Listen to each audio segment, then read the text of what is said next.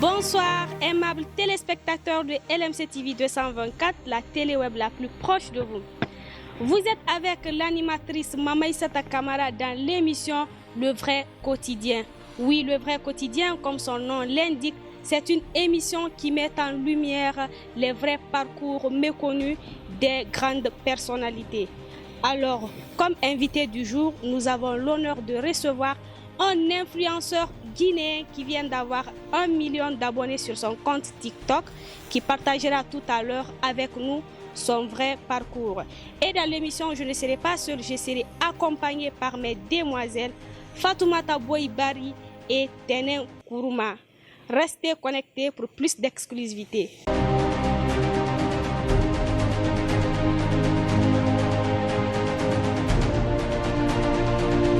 De retour sur ce plateau, mesdames et messieurs, rebonsoir. Alors, nous allons accueillir sur ce plateau l'invité du jour, monsieur Kamara Amara. Bonsoir, monsieur. Bonsoir, demoiselle. J'espère que vous allez bien. Oui, ça va, Et alhamdoulilah. vous êtes bien installé. Oui, ça va, alhamdoulilah. D'accord, c'est un plaisir de vous avoir sur ce plateau. Plaisir. Merci d'être venu. Je vous en prie. Bonsoir, mademoiselle Fatoumata Bari. Oui, bonsoir, mademoiselle Kamara. J'espère que vous allez bien. Oui, ça va, alhamdoulilah, Dieu merci. Dieu merci. Bonsoir, mademoiselle Tenen Kourouma. Bonsoir, Madame Kamara. J'espère que vous allez bien. Ça va, alhamdoulilah. Ah là, ce soir, vous êtes ravissante. Merci. Alors, mademoiselle Bari, est-ce que vous avez une question pour monsieur Amara? Oui, bien sûr, j'ai une question qui est accentuée sur... Ma première question sera, comment l'idée d'être influenceur vous est-elle venue en tête? C'est ce que je voudrais savoir. Merci pour la question. Et j'aimerais vous faire savoir que je suis accompagné de 3 belles demoiselles. Merci pour l'invitation. Je suis bien à l'aise. Ça va, alhamdoulilah. Bonsoir tout le monde. Je suis Amara Kamara, connu plus sous le nom de Fils de Mao, créateur de contenu, influenceur, en plus étudiant en communication à l'université Kofi Annan de Guinée. Je finis l'année là, Inch'Allah. J'aurais bien répondre à votre question. Le fait de dire que comment est-ce que... Vous pouvez répondre s'il vous plaît. J'aurais dit, Oui. comment l'idée d'être influenceur vous est-elle venue en tête? Bon, je vous remercie pour la question. J'ai pas eu l'idée d'être influenceur. J'ai juste commencé à créer des contenus qui me ressemblaient. Et je me suis appelé influenceur parce que j'ai commencé par moi-même m'appeler influenceur parce que je me dis, c'est un grand nom. Je ne suis pas un grand influenceur maintenant, mais dans ma tête, dans le futur, je vais influencer plusieurs vies. Je compte influencer et je compte impacter la vie des gens positivement, Inch'Allah. Inch'Allah. Inch'Allah.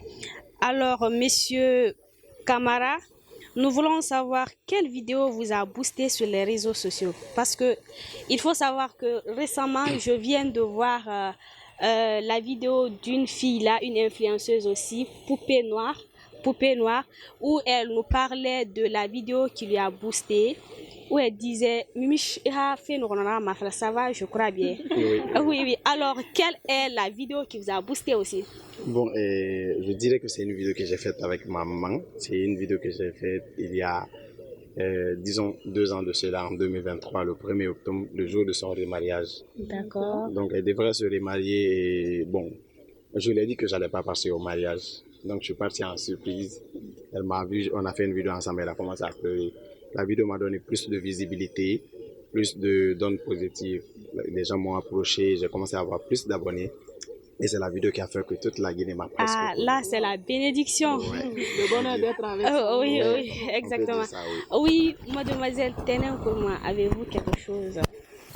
Bon, moi, je dirais des questions pour Amara. Vous savez, dans la vie, il y a des hauts et il y a des bas. Donc, souvent, vous réalisez vos vidéos. Est-ce que vous rencontrez des difficultés en réalisant les vidéos là? Bon, merci. Je ne veux pas appeler ça difficulté. Parce que moi, je me dis, tout ce qui vient avec l'affaire de création de contenu, ça fait partie du jeu. Ce ne sont pas des difficultés, ce sont peut-être des petits imprévus qui viennent, disons, côté santé. Des fois, la santé m'empêche vraiment de faire des contenus. Après, il y a des imprévus. Il y a les cours aussi, parce que moi, je suis quelqu'un, bien que je ne le montre pas tout le temps, je suis très attaché à mes études. mes études passent avant toute chose. J'avais vu une vidéo comme ça. Voilà. Donc, je fais passer d'abord mes études. Tant que j'ai cours, je ne ferai pas de vidéo. Peut-être à la pause, si j'ai rien à faire, si j'ai pas de leçons à mémoriser, je pars, je fais mes vidéos. Après, voilà, ça va. Donc, dire que j'ai eu des choses qui m'ont empêché, je ne dirais pas assez. Parce que ça fait partie du jeu. C'est comme ça. Des fois, c'est comme ci, des fois, c'est comme ça. Donc, ça va. C'est encourageant. Franchement, c'est très encourageant. Merci beaucoup. Et continuez comme ça. Merci, ça fait plaisir. Alors, la seconde question vous revient. D'accord. Ma deuxième question aussi va s'accentuer parce qu'on dit souvent que l'échec, ça fait partie de la vie de l'homme. Là, il faut le reconnaître. Est-ce qu'à un moment donné, en faisant ces vidéos-là, vous avez une fois eu des échecs dans vos vies ou dans vos vidéos? Ok. Personnellement, je n'ai jamais connu l'échec. Je peux le dire comme ça. J'ai peut-être redoublé en classe de terminale, mais je n'ai jamais connu l'échec. Parce que moi, personnellement, je suis quelqu'un, je ne m'accentue pas sur quelque chose pour dire que j'ai échoué. On n'échoue jamais. Chaque chose arrive à son temps. Chaque level s'augmente avec des étapes. Avant de monter les escaliers, peut-être tu vas trébucher. Il y a beaucoup de choses qui arrivent. Donc, je n'ai jamais connu l'échec. Et il n'y a rien ni personne qui peut, moi, me déstabiliser à dire que ouais, ça vient de l'échec ou les gens me poussent à faire quelque chose. Non. L'échec, chez moi, je n'ai jamais connu. Alors, moi, j'aime bien cette positivité, hein, il faut le dire. J'aime bien, franchement. Hein. Alors, messieurs, quelle est la plus belle et merveilleuse expérience que vous avez vécue grâce à votre carrière d'influenceur?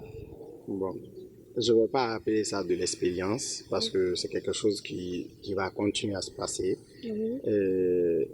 Grâce aux réseaux sociaux, grâce à de l'influence, grâce à tout ce qui se passe maintenant dans ma vie, les réseaux sociaux m'ont permis de faire des choses pour ma maman que je ne m'aurais jamais imaginé faire à mon âge. Grâce aux réseaux sociaux, grâce à tout ce que je gagne, grâce à des petits contrats, on peut les appeler comme ça. Bon, pas des petits contrats, comme j'aime le dire, il n'y a pas de petites choses. Les grandes choses existent toujours. Donc, à travers des contrats, j'arrive vraiment à faire quelque chose pour ma mère. Si on m'avait demandé à 21 ans, à 22 ans, t'allais faire ça pour ta maman, en tant que simple étudiant, j'allais me dire non, je ne pourrais pas. Donc, je peux appeler ça de l'expérience ou de bienveillance. C'est bien à ce niveau-là. Parfois, là, je ne compte pas. Hein. Exactement. Alors, mademoiselle. La valeur n'attend pas le nombre des années. Ouais. Quand tu es petit, il faut réaliser de grandes choses. C'est très important. Mademoiselle Tenin Kouma, vous avez la parole. Comme vous le savez tous, souvent, c'est pas facile. Ce sont nos influenceurs, bien sûr. Mais souvent, ils arrivent à créer des contenus. D'autres aiment, d'autres n'aiment pas. Et quelle est ta réaction face aux commentaires, aux mauvais commentaires qu'on poste sur tes contenus? Bon, bienvenue pour la question parce que c'est une question qui vient tout le temps dans les émissions partout. On me pose tout le temps la question. Vous savez, il y a un truc que les gens oublient. Tout le monde ne peut pas aimer les bonnes choses. Oui, ça c'est clair. Et moi, je suis une bonne chose. Tout le monde ne peut pas aimer. Ça n'existe pas. Ça, c'est de un. De deux, sachez que tous les commentaires ne sont pas mauvais. Moi, je ne prends pas tous les commentaires du mauvais côté. Il y a des commentaires qui font presque, ça fait très mal, mais ils aident à construire. Ils m'aident à m'améliorer. Parce qu'il y a des commentaires, par exemple, quelqu'un qui vient dire ah, arrête de faire ceci, faire comme ça. C'est bien. L'important que la personne puisse m'envoyer ça en privé. Mais si la personne m'envoie en public, c'est peut-être que la personne n'a pas pensé à m'envoyer en privé. Ça, c'est des critiques constructives. Voilà. Si pour moi, ça construit, je prends. Ce qui ne me construit pas, je laisse de côté. Je ne supprime même pas. Parce que quand on a peur d'affronter la réalité, on trébuche. Et moi, je ne trébuche jamais. Je marche tout droit. Ah oui, le fils de Tanti Mao. Avec un espoir comme ça, là. C'est voir quelque chose qui te fait mal et accepter et essayer de se placer. Essayer de se placer. D'accord. Souvent, ça fait partie. Alors, messieurs Camara, quel conseil donneriez-vous à un jeune qui souhaite devenir influenceur? Parce qu'il faut savoir qu'il y a des jeunes aujourd'hui qui souhaitent vraiment être à votre place, mais parfois ils sont découragés, parfois voilà, ils ont peur des regards des autres, parfois de ces mauvais commentaires-là. Alors, quel conseil vous pouvez leur donner? Bon, avant de commencer à donner un conseil, j'aimerais l'appeler Antholique. Le mot influenceur, c'est pas juste un mot, c'est une conséquence. Oui. Et quand on appelle ça conséquence, on peut influencer dans tous les domaines, dans n'importe quel domaine, même dans la famille. Toi, tu peux être bien éduqué, pas forcément éduqué. Tu peux t'habiller très bien, décemment. Oui. Tes parents te disent, regarde ta soeur, elle s'habille décemment, toi, tu t'habilles pas bien. C'est de l'influence. Tu arrives vraiment à les influencer par ton habillement. Donc, tu n'as même pas besoin d'avoir des followers ou de sortir en dehors de ta maison. L'influence est dans tous les domaines. Donc, les conseiller, c'est juste les dire, soyez vrais. Soyez vrai, je répète une deuxième fois, soyez vrai une troisième fois, restez authentique. Parce que faire des contenus qui ne vous ressemblent pas, vous finirez par vous fatiguer. Les gens vont finir par s'enlacer. Faites ce qui vous ressemble. Moi, je fais mes vidéos tant que ça me que ma maison soit belle ou vilaine, je fais tant que je peux. Je n'irai pas chez quelqu'un pour faire des vidéos si ce n'est pas l'occasion qui s'est présentée. Juste aller pour faire savoir aux gens que je vais bien, non. Montrer ce qui est là. Parce que le bras court, ça va durer, hein, mais ça va sortir. Ça va sortir de... Voilà. Donc le mieux, voilà. Docteur, l'homme n'échappe pas à sa nature. C'est ça. Ça, c'est vrai. Donc restez authentique, croyez en vous, ne laissez personne vous détourner de vos objectifs. Oui. L'objectif, il est personnel. Si vous vous découragez parce que les autres ont dit, maman m'a dit ça un jour, à un moment donné, je voulais vraiment abandonner les réseaux parce que j'ai commencé, disons, il y a 5 ans, mais avoir des comptes personnels à moi il y a 2 ans. Je me connecte à l'aide de comptes de ma maman, de mes grandes soeurs, pour juste regarder. Donc il y a 2 ans, quand j'ai commencé, juste avant que je n'atteigne même les 50 000 abonnés, il y a des critiques qui venaient. Tu ressembles à une fille, tu es efféminée, tu es comme ci, tu es comme ça. Pourtant, moi, je ne vais pas m'expliquer. J'ai grandi dans le milieu féminin, il n'y avait pas d'homme. J'étais avec maman et mes grandes soeurs, mes cousines, il n'y avait pas d'homme. L'homme s'habitue à son milieu. Voilà. Donc, je ne me suis pas justifié, mais ça me faisait extrêmement mal. Je me disais, des fois, quand je marche, les gens me regardent comme si. Mais après, je me suis dit, ça ne va pas me définir. Mais personnellement, dans la tête, j'étais déjà à terre. Maman m'a dit un truc. Papi, si c'est moi, je suis ta maman. Je te dis aujourd'hui, le jour où tu vas décider d'arrêter de faire quelque chose qui te plaît parce que les gens parlent mal de toi, je vais te maudire le jour-là. Et sur le jour-là, j'ai pris mes 2 mains, j'ai créé un compte pour moi-même. C'était le premier que j'ai créé un compte et voilà, en 2 ans et quelques demi, je ne peux pas dire que tous les Guinéens me connaissent, pardon, mais la plupart des Guinéens arrivent au moins à savoir ce qu'ils font de moi, même s'ils ne m'ont pas vu, peut-être ils ont entendu parler de moi. Donc, croyez en vous, restez authentique. C'est la chose qui amène devant. Alors, en parlant de compte là, est-ce que votre compte est monétisé? Bon, il y a la question là, on reçoit ça chaque jour. Cherchez un truc, il y a des comptes qui sont monétisés, oui. Disons les pages de Facebook. TikTok, c'est bien vrai que tu peux monétiser, mais pas forcément. Le pays n'est pas éligible à la monétisation. Si tu arrives à monétiser le compte, c'est bien vrai que tu peux gagner des sous, mais ça ne sera pas comme les personnes qui sont dans les pays qui sont éligibles à la monétisation. Et il y a ces contenus, dès que tu fais, ils t'envoient un message, le contenu n'est pas reconnu, un truc comme ça. Il y a cette chose. Donc le mieux, je voulais le dire depuis le début, on le fait, Guinéen, on le fait, pas seulement Guinéen, il y a d'autres pays, hein, mais moi personnellement je le fais parce que j'ai l'amour de la chose. Je ne dirais pas que je n'aime pas l'argent que je gagne dedans, oui, mais c'est pas assez suffisant comme ce que nous méritons quoi, en fait. Donc on le fait, si vous voyez qu'on le fait chaque jour, qu'on arrive vraiment à se mettre dedans, c'est parce qu'on aime et on veut que les gens suivent. Voilà, la vraie passion. Quand tu aimes la chose, il n'y a rien de personne qui peut te décourager, même pas l'argent.